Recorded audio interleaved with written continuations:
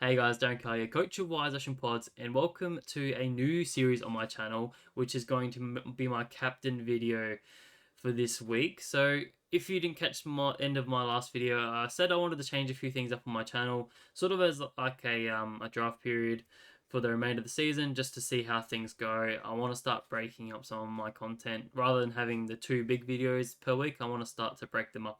Just a bit of short form content for you guys. I have been getting a few requests just to break it up a little bit because I understand that watching a hour and a half video for every couple of days isn't the most pleasant thing. So if I can break it up into 20 minutes per video, then that would be the most ideal thing. So that's what I'm trying to do here. So we'll take the rest of the season to see how we go.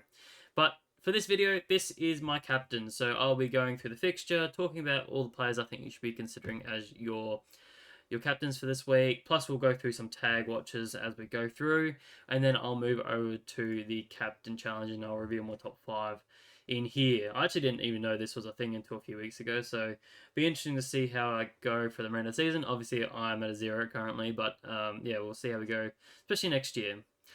I guess before, if you haven't seen my videos before, I guess my credentials as such, in terms of my captains, I'm averaging over 120 this year for my captains, and in my fantasy winning year, if you didn't see the one on my head there, I won the 2023 Hilux last year, so won the whole thing somehow, and yeah, I averaged 123 with my captains all season. So I would like to think I'm pretty decent at captains, but yeah, things haven't turned out quite well this year, but still doing pretty well in this department. So that's enough about me rambling, enough about me, honestly. Let's get into the fantasy side and who I think you should be looking at as captains. So starting off, we're looking at the Friday night. We got Colton and Port Adelaide. Honestly, I could honestly just skip over both these teams because it is both a very hard matchup. You don't really want to look at a Walsh. I think Port Adelaide's pretty tough. Well, we know that they've traditionally been the toughest team to score against. And on the flip side, Port, you got Butters and Rosie. Butters is more likely going to be tagged by Chin Cotter in this game. I think that's been heavily publicized recently. That's more than likely going to happen. He's been copying all the tags, so you could maybe go with a risky Rosie and see if he can pop a big score. I'm just not a huge fan of the likes of jumping on any of these guys just because we haven't really seen the scores against Colton. We haven't seen those big sitting scores that you're really looking for a VC. So I'm personally just skipping over both of these teams on the Friday night. We'll move on to the Saturday game. So we've got North and North and Geelong. Not a great start already. So some interesting ones on this one. We know how heavily of an easy matchup the Cats are in terms of midfielders and ruckman. So I'm heavily looking at Sheasel and Cherry here. So the last time these guys played early in the season, I think it was around 4 or 5. Sheasel went 159. So already a great start. Blundstone Arena probably is a bit more of a bit of a flag. I don't think it has quite the pedigree that we've seen at Marvel Stadium. Obviously under the roof, just a bit drier and allows for those marks a little bit more. So I don't expect a 159, but he is definitely in my considerations. We're seeing a lot of good scores against John Long as well, so I'll read out a few here. So Adam Treloar last week went 149. Errol Goulden went 151 before that. Jai Caldwell went 144. Ollie Wines went 133 and Zach Butters went 128. So there's a lot of 120 plus scores there just in recent form. So I'd say this is going to be quite a decent one and you should be expecting a 120 plus. I've also seen Sheasel go quite well recently with, him scoring, I think, back to back. No, sorry. He scored 134 twice in his last 3 games, I believe. So he's definitely in some ripping form. So I would really consider him. Cherry is another one I really like, up against, what's his name, Sam DeConing. There is a bit of a flag that Stanley probably comes back in, so that maybe changes a few things. But for now, I'm going based on the information that I have, that he's not in. So we've seen some very decent scores against Sam DeConing. We've seen Darcy Cameron go 147, and we saw Tim English last week go 116. So that is a very fruitful matchup, and hopefully, because I'm looking at bringing in Cherry this week, that continues. On the flip side, you're probably not looking at a Stewart or Holmes. I don't think you're trusting either of them just yet, even though Stewart has been really nice as in recent form. I think he's on 5 weeks with tons now, and decent tons as well. We're probably just looking for that upper ceiling. He's probably got a ceiling of 130 at this point in time. I can see him in the future putting up a 150. Just need to see that first before we really back him in to be our vice captain. And plus, we haven't seen a huge amount of scores against North. I think we've seen Errol Gordon go 151 and Marcus Bontempelli go 126, but that's probably the top echelon of the fantasy players. So don't think Tom Stewart's just in that category just yet. I'd also be concerned that there may be a tag coming that way with Shields. Maybe he does a bit of a run with role with one of the damaging players there, which I would say would be Stewart. I think he's probably the one more damaging player at Geelong, but it could also go to Dangerfield. It could go to a Myers up forward. Who knows? So I wouldn't really bank that one just yet.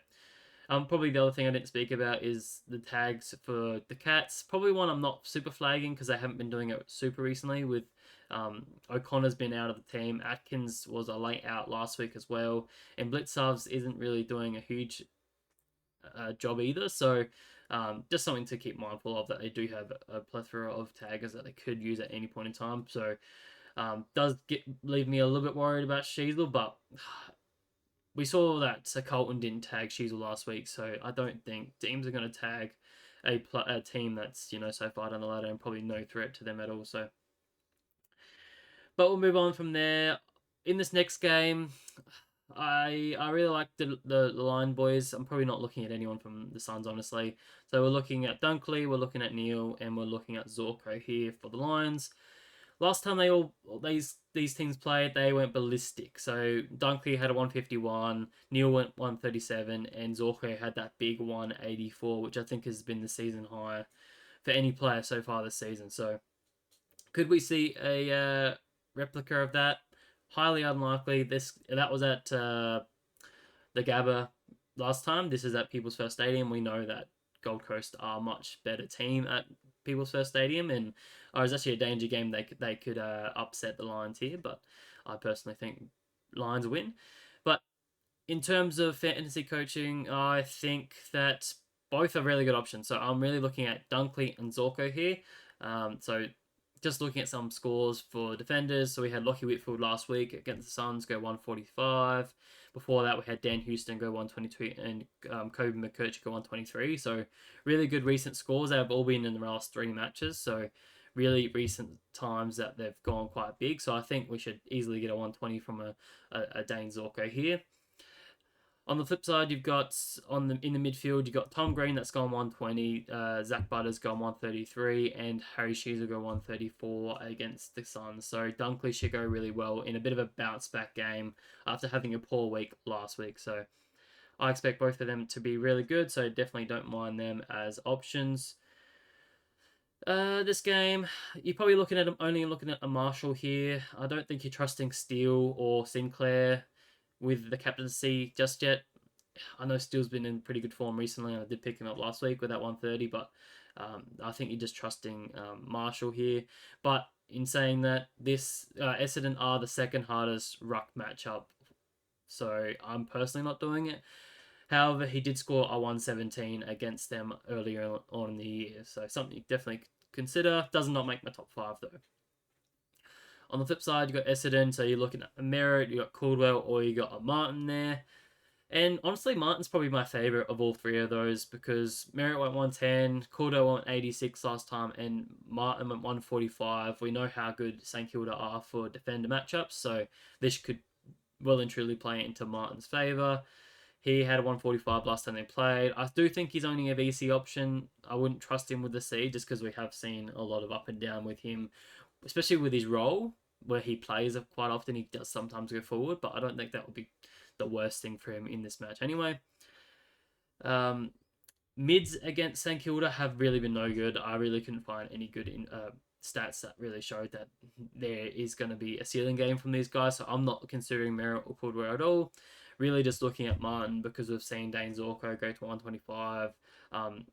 Jordan Clark went 141, and we had a Sam Flanders went 163 in recent time as well. So Martin could go pretty big here, and definitely a bit of a smoky there. If you're looking for something a bit more risky, he could definitely provide a big ceiling for you there. Onto Melbourne and Giants. Not looking at anyone from Melbourne. I mean, I guess you could look at a Gawn if you're, grabbing him back trade after injury, but I don't think he can do it just given that he is still pretty properly. Seeing the news in the media this week, he still looks fairly, hesitant to be on that ankle, and there's definitely could be some managed time. So I haven't considered him at all, but it is a pretty good matchup against Briggs. Really, we're looking at Green and Whitfield here from the Giants. Melbourne are a pretty good matchup for both. In recent time, we've seen mids go against Melbourne. We've seen, Caleb Sarong and Andy Brayshaw both went 120s last week. Before that, we saw Jai Caldwell went 120. Jordan Dawson went one. That's not Jordan Dawson. Josh Dunkley. Sorry, there's one. 158. Jack Steele. Too many J's in here. 122, and Sam Walsh went 143. So mids are really good against Melbourne, so I expect him Green to be good there.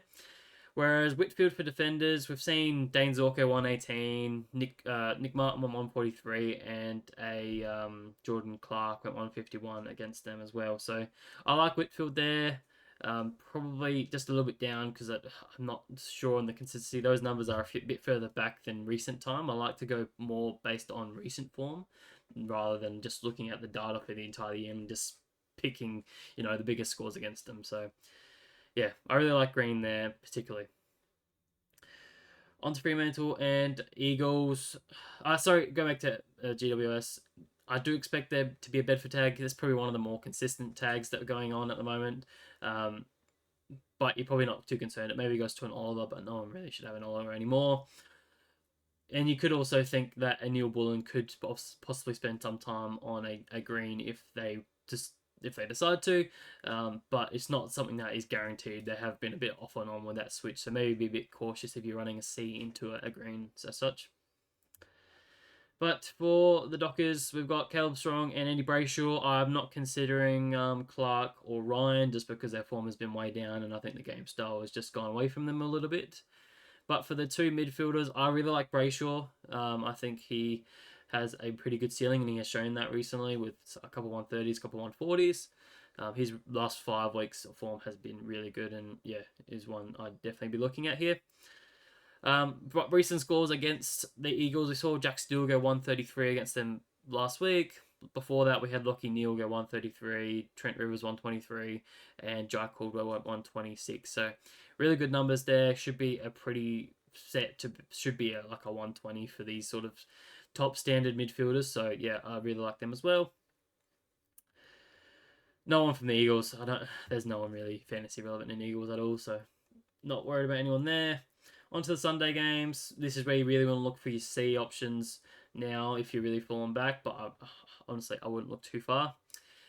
Really, we're only looking at Nick Dacos. He scored a 100 against these guys back in 2023. He haven't played these guys, the Richmond, this year. But we have seen Tom Green go 123, Andy Brayshaw 146, and a Sam Walsh go 132. We have seen really good scores against Richmond, as I'm sure you all know by now. They are quite an easy matchup, and I'm sure that only gets complemented more by the fact that Nankervis is out. So they'll have a backup ruckman that's come in, and probably the ruckman from Darcy Cameron will be able to feed their mids a little bit more. So don't mind Dacos as you'll see there. On the flip side, maybe Taranto if you're bringing him back in after his concussion, but he scored 111 against them last year. We have seen some pretty decent scores against Collingwood recently, I will say. We saw Noah Anderson go 140, Jai Caldwell went 130, and Marcus Bontempelli went 159. So could be a bit of a smoky one, very unique if you want to go that way. I couldn't talk you out of it. But to finish off on the last 2 games, really not looking at anyone from this game, honestly, particularly from the Western Bulldogs, just because I highly expect all of them to be tagged. Anyways, that's it's a really hard matchup. So we're talking Marcus Bontempelli probably gets either a row bottom tag or a Taylor Adams tag. Same with Trelaw, probably cops one of those two, whoever doesn't go to Bont, I guess. And then you're probably talking a Bale as a Dale as well, probably cops a tag. And English, you're not looking at English just given it's a tough matchup against Grundy. So I don't like anyone there. I guess you probably the only one you probably could look at is that a Golden. I think he's probably one of the safest captain options you can pick every single week. He just doesn't care whether it's a tough matchup or not. He just works super hard. So he's always going to be in and around him. But again, he does not in my top five. So it's super hard just to follow what he's doing at the moment. I don't know where he's playing. I don't know where he scores the best. So it's really hard to determine what's a good matchup for him and where he's going to absolutely destroy it or not. But onto the final game, you're really not looking at anyone here, unfortunately. No one from Hawks are relevant enough, and neither are the Crows because Jordan Dawson is out at the moment. So there is all the options that you could look at. What are my top five this week? So probably no surprise, it is Harry Sheasel this week. Hasn't featured in my captains for a long, long time, since probably round 4 or 5 when he sort of made that switch into the midfield sort of half forward as well. So yeah, good to see him back. Unfortunately, I don't have him in my side, but yeah, I do expect him to go really well this week. And if I had the choice, I would be trading him in absolutely. Number two, it's his teammates, Tristan Cherry, and I will put a caveat on that if Stanley comes into the Geelong side, this will change. I will drop him down because Stanley does make it a significantly harder matchup. So I'll describe who I'd put in there in case that does happen. But Tristan Cherry is number two there. Number three, I have Tom Green. So I'll slid Tom Green in there. Probably a bit more unique because not many people are considering it. Only 8.2% are doing it. But I really like the scores that Melbourne are giving up to midfielders at the moment. I said them before. There's been 6 or 7 in recent times that have easily gone over 120. So I expect him to be pretty solid there. And we haven't seen a tag come for a little while. So I think it's pretty safe. They didn't go to a Caleb Strong last week. They did go to a Merit the week prior, but it's nothing too major, I would have thought. So we'll have to wait and see. Number 4, I've gone Dane Zorko, which is probably a bit more of a risky one. Where is he? Where was he? He was up here. There he was. 30% have selected him. I think he's a pretty safe one with those scores against the Suns in recent time. Like Lockie Whitfield 145. They just don't care. They're not paying any attention to these sort of blokes. So I think he should be pretty solid there. The only flag and why he's probably a bit further down is that they're playing at People's First Stadium and Gold Coast are significantly harder there. So I think he should be able to put a 120 for us, but maybe not getting that massive ceiling that we're looking for. And finally, number 5, I really found it tough to fill the spot because I think there's probably a handful of players that you could throw in there. But I've gone with Josh Dunkley just anticipating him to bounce back after that really shocking game last week. I think he'll go big. It's a really good matchup. Like I said, lots of good scores against the Suns with midfielders, so I really like them there. Looks a bit odd because, 2 North players and 2 Brisbane players. But honestly, this 5th spot could be, Whitfield, could be Goulden, could even be a Martin. There's plenty of different options there. So, like I said, if Tristan Cherry does have to verse against Stanley, then he probably drops out of my top 5, and I'd throw in a Whitfield at number 5 there, and everyone would sort of just shuffle up. I do think Whitfield's a really good option. Just, I don't think the recent form doesn't give me a lot of confidence that there is going to be a massive score for them.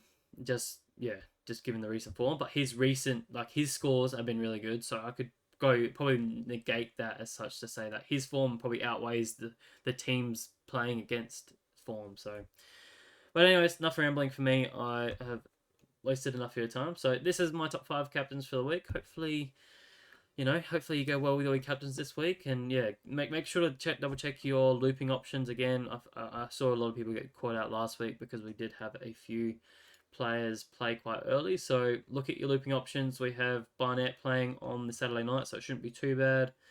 Besides that, maybe you have one of the Port Adelaide or Crows boys, possibly maybe a Collingwood player, particularly maybe Harrison or I know I have Finlay McRae there, so there should be some looping options there for you. Just keep that in the back of your mind. What am I doing for my captains? Still a little bit undecided, but if Stanley's not in, I'll definitely go with a Tristan Sherry on the Saturday morning, see how that goes, and then maybe run into a Tom Green. I'm thinking at the moment. So yeah, hopefully that's the case. I did have the VC on Tom Green last week, who scored me 120. So hopefully you can keep it up and continue to score well for me. So I think that'll be all for me. Hopefully you've enjoyed. Please leave a like, subscribe, do all that good stuff. I really do appreciate it. And please feel free to provide any feedback for this new form of content. Yeah, I really do appreciate everything that you guys do for me. And yeah, hopefully you guys enjoy. So I'll leave you guys to it. Catch you guys in the next video. Bye.